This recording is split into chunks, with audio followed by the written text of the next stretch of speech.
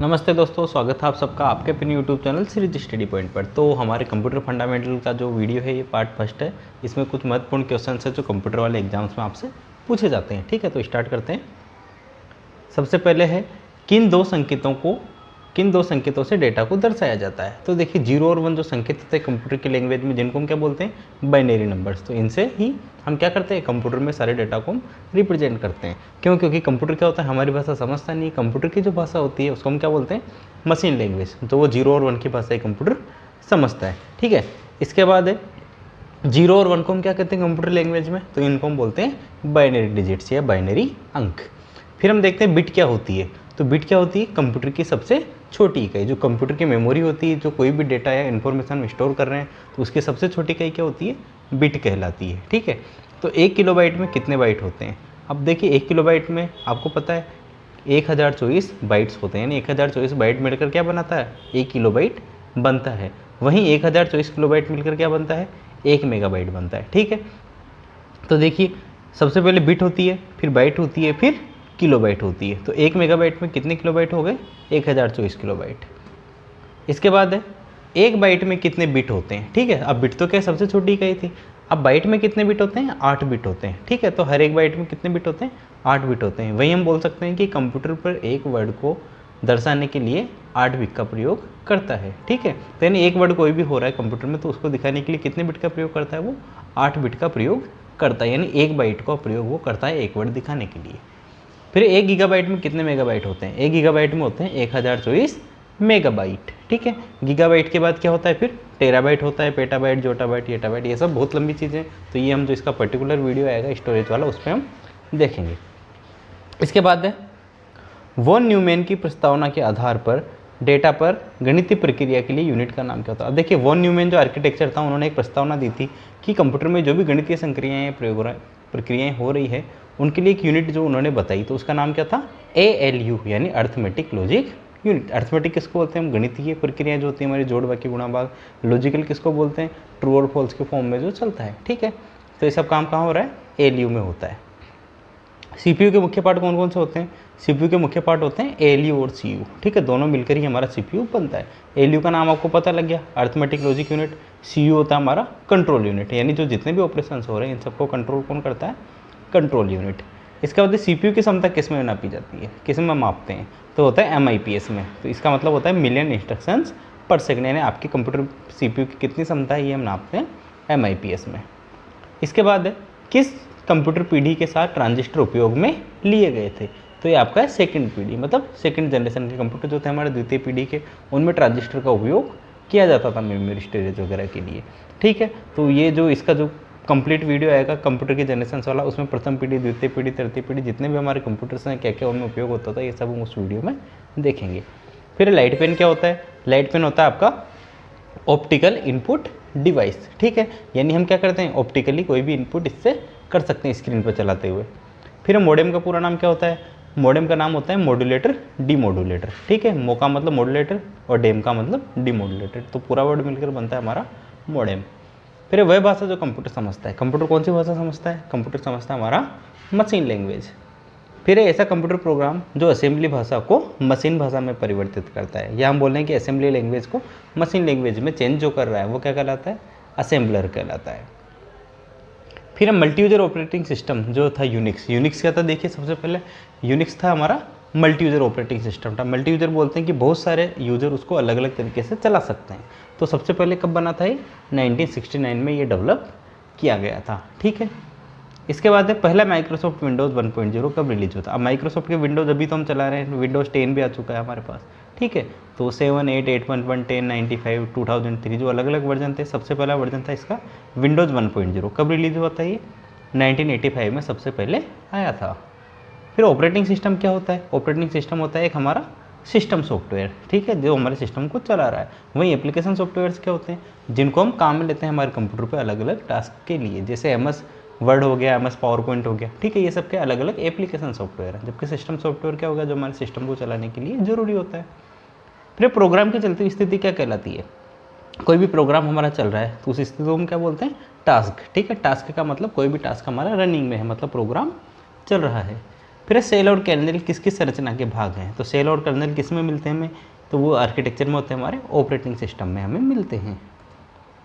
फिर NTFS का पूर्ण रूप क्या है, NTFS आपने नाम देखा होगा, कोई भी हार्ड डिस्क वगैरह पे जब आप देखते विंडो वगैरह इंस्टॉल करते हैं तो वहाँ आपको दिख जाता है इसका नाम, तो इसका मतलब होता है new technology file system.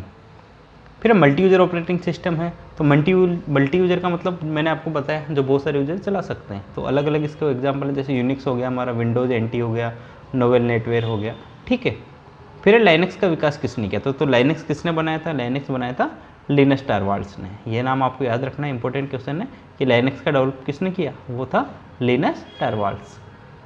Unix का हार्ट किसे कहा जाता है, यूनिक्स का हार्ट बोलते हैं हम कर्नेल को, क्योंकि कर्नेल क्या होता है, इसमें जितनी भी प्रोग्रामिंग होती है वर्चुअल मशीन्स के थ्रू, तो उन सबको कंट्रोल कौन करता है, कर्नेल ही कंट्रोल करता है यूनिक्स के सारी वर्किंग को। फिर एक कंप्यूटर स्टार्ट होने की प्रोसेस क्या कहलाती है, कंप्यूटर जब भी हम स्टार्ट कर रहे हैं तो ये सारी प्रोसेस हमारी कहलाती है कंप्यूटर को बूट करना, यानी बूटिंग कहलाती है। फिर ऑक्टेल नंबर का आधार क्या होता है, ये होता है हमारा 8, यानी 8 पे बेस होता है ये। वहीं हेक्साडेसिमल का नंबर क्या होता है, आधार इसका 16 होता है, ठीक है। फिर है MS ऑफिस, क्या होता है हमारा, एक है एप्लीकेशन सॉफ्टवेयर है हमारा, एक तरीके से एप्लीकेशन का मैंने बताया कोई भी वर्क करने के लिए हम कंप्यूटर में इनको इंस्टॉल करते हैं स्पेशल वर्क के लिए। वहीं सिस्टम क्या हो गया, जो सिस्टम को चलाने के लिए काम में रहते हैं, जैसे विंडोज़ था हमारा ऑपरेटिंग सिस्टम, ठीक है। इसके बाद एक्सेल की वर्कबुक क्या होती है, तो एक्सेल वर्कबुक हम बोलते हैं जिसमें बहुत सारे वर्कशीट का कलेक्शन होता है, वर्कशीट्स का संग्रह। एक्सेल में फॉर्मूला एरर होने पर साइन दिखाता है। अब देखिए एक्सेल में जब हम टाइप कर रहे हैं तो कोई भी फॉर्मूला अगर एरर हो गया तो हमें कौन सा साइन दिखता है वहाँ पे, हमें दिखता है हेज का साइन, हेज का साइन हमें वहाँ पे दिखाई देगा। फिर पावर पॉइंट प्रेजेंटेशन का एक्सटेंशन क्या होता है, तो आपको दिखता है ये होता है .ppt, ठीक है। स्लाइड शो को कैसे हम रोक सकते हैं पावर पॉइंट में, तो इसका होता है एस्केप की दबाकर, एस्केप वाला जो बटन है की है उसकी, उसको हम दबाकर कोई भी स्लाइड शो हम रोक सकते हैं। फिर स्लाइड शो स्टार्ट करने की शॉर्टकट की कौन सी होती है, वो होती है हमारी F5। अगर पावर पॉइंट हम चला रहे हैं स्लाइड शो में डायरेक्ट चलाना है तो शॉर्टकट की होती है इसकी F5 यानी फंक्शन 5 वाली की। फिर एसके का पूरा नाम क्या है, एसके का पूरा नाम है American standard code for information interchange, ठीक है। एसके कोड क्या होते हैं, हमारे कंप्यूटर में जो सिंबल्स होते हैं उनको दिखाने के लिए काम में आते हैं कोड। फिर एक कंप्यूटर का नियंत्रण केंद्र कौन सा होता है, यानी हमारे कंप्यूटर को जो कंट्रोल कर रहा है पूरे तरीके से कौन करता है, इसका काम होता है हमारा CPU का, ठीक है। CPU हमारे कंप्यूटर को पूरे तरीके से नियंत्रित करता है। फिर 3.5 इंच की फ्लॉपी डिस्क की कैपेसिटी क्या होती है, वो होती है 1.44 MB, इसकी स्टोरेज कैपेसिटी होती है। फिर रैम और प्रोसेसर कहाँ लगे हुए होते हैं, तो रैम और प्रोसेसर जो होता है हमारा वो लगा हुआ होता है CPU में, मदरबोर्ड पर, ठीक है। फिर हार्ड डिस्क क्या होती है, हार्ड डिस्क होती है एक हमारा memory storage device. Memory storage का मतलब हो गया जिसमें हम कोई भी मेमोरी स्टोर कर रहे हैं, ऑपरेटिंग सिस्टम हमारा उस पर स्टोर कर रहे हैं, ठीक है। कोई भी फाइल्स हमारे डेटा वगैरह सब कहाँ पे स्टोर कर रहे हैं, हार्ड डिस्क पे हम स्टोर करते हैं। और जो एक्सटर्नल भी होती है हमारे पास हार्ड डिस्क, इंटरनल भी होती है, इसके भी अलग अलग प्रकार होते हैं, ठीक है। एक तो हार्ड डिस्क ड्राइव होती है, सॉलिड स्टेट ड्राइव होती है, तो ये सब चीज़ें भी हम आने वाले वीडियोज़ में डिस्कस करेंगे सारी। फिर सेकेंडरी मेमोरी को चेक करने के लिए कमांड, तो देखिए डिस्क जो ऑपरेटिंग सिस्टम होता है हमारा उसमें हम सेकेंडरी मेमोरी को जब चेक करते हैं, सेकेंडरी मेमोरी में तो हार्ड डिस्क वगैरह जो भी लगी हुई है हमारे, कमांड कौन सी लगाते हैं हम, CHK DSK मतलब चेक डिस्क कमांड होती है। ये जब हम एंटर करते हैं डोस में तो उस डिस्क को क्या करता है, वो चेक करता है एरर्स वगैरह के लिए। अब देखिए यूनिक्स क्या होता है, यूनिक्स होता है हमारा एक मल्टी प्रोग्रामिंग और मल्टी यूजर ऑपरेटिंग सिस्टम, यानी मल्टी प्रोग्रामिंग बहुत सारे प्रोग्राम हम इस पर साइमल्टेनियसली मतलब एक साथ चला सकते हैं, और मल्टी यूजर यानी बहुत सारे यूजर भी इस पर काम कर सकते हैं, एक ऐसा ऑपरेटिंग सिस्टम होता है ये। फिर मल्टी प्रोग्रामिंग किसे कहते हैं, मल्टी प्रोग्रामिंग का मतलब हो गया कि जो हमारे मेन मेमोरी है उसमें एक से अधिक प्रोग्राम हम एक साथ चला रहे हैं, इसका मतलब हो गया कि हम क्या कर रहे हैं, मल्टी प्रोग्रामिंग कर रहे हैं। फिर रियल टाइम सिस्टम्स का मुख्य कार्य क्या होता है, रियल टाइम सिस्टम्स होते हैं जो देखिए जो हमारे जैसे एरोप्लेन वगैरह में हम यूज़ कर रहे हैं, या जो हम पेमेंट करते हैं आजकल UPI वगैरह से, तो जो भी बैंकिंग वगैरह के सिस्टम्स होते हैं वो रियल टाइम पर चलते हैं।